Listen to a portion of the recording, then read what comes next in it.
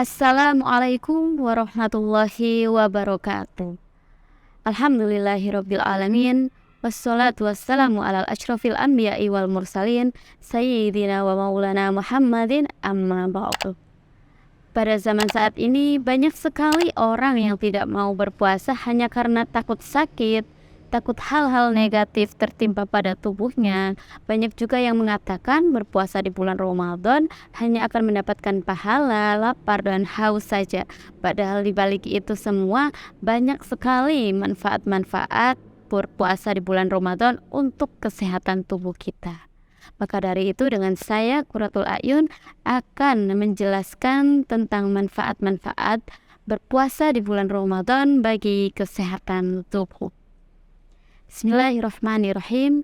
Ya ayyuhalladzina amanu kutiba alaikumusyamu kama kutiba alal ladzina min qablikum la'allakum tattaqun. Al-ayah. Wahai orang-orang yang beriman, diwajibkan atas kamu berpuasa di bulan Ramadan sebagaimana diwajibkannya atas orang-orang sebelum kamu agar kalian bertakwa. Nah, dari sini sudah jelas bahwa puasa Ramadan hukumnya adalah wajib bagi kita. Puasa Ramadan sendiri memiliki arti yang mana mencegah diri kita dari makan, minum, berhubungan suami istri dari terbitnya fajar hingga tenggelamnya matahari yang diawali dengan niat. Para peneliti mengatakan bahwa tidak menemukan satupun resiko atau dampak negatif yang terjadi pada tubuh kita ketika berpuasa di bulan Ramadan. Baik itu untuk mata, jantung, hati, atau organ tubuh yang lainnya.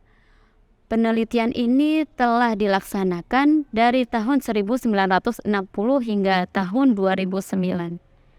Bahkan dari itulah mereka menemukan banyak sekali manfaat dan mukjizat berpuasa di bulan Ramadan. Apa saja manfaatnya? Mari kita simak.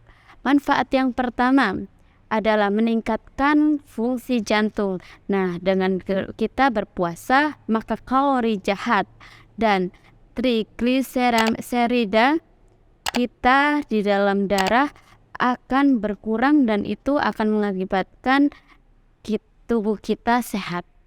Manfaat yang kedua yaitu meningkatkan fungsi metabolisme tubuh. Nah, dengan berpuasa selama 1 bulan maka akan menurunkan berat badan kita dan menurunkan kadar lemak di tubuh kita 9%. Dengan syarat kalian tidak boleh menerapkan metode balas dendam ketika berbuka puasa. Hal ini juga melancarkan fungsi pertumbuhan, hormon pertumbuhan pada tubuh kita. Manfaat yang ketiga adalah meningkatkan fungsi otak. Dengan berpuasa maka akan meregenerasi sel-sel yang bertujuan untuk membantu fungsi kognitif pada otak.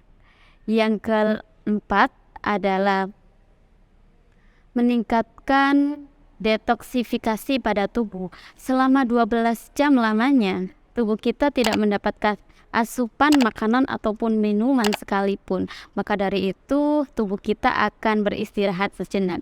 Dari beristirahat itulah detoksifikasi atau pengeluaran racun-racun pada tubuh akan berjalan lebih lancar dan efektif. Manfaat yang kelima adalah mencegah peradangan karena dengan berpuasa akan menurunkan tingkat inflamasi pada tubuh kita dan akan mengakibatkan tubuh kita lebih sehat. Manfaat yang keenam adalah mengontrol gula darah. Nah, jika kita berpuasa maka tubuh kita akan berkurang glukosanya atau gula darahnya. Dan ketika itu tubuh kita juga akan kekurangan glikogen atau cadangan glukosa. Yang mana hal itu tentunya sangat bermanfaat bagi tubuh kita. Karena dengan itulah kadar gula darah atau glukosa kita akan lebih terkontrol, stabil, dan tidak terjadi lonjakan pada glukosa pada tubuh kita.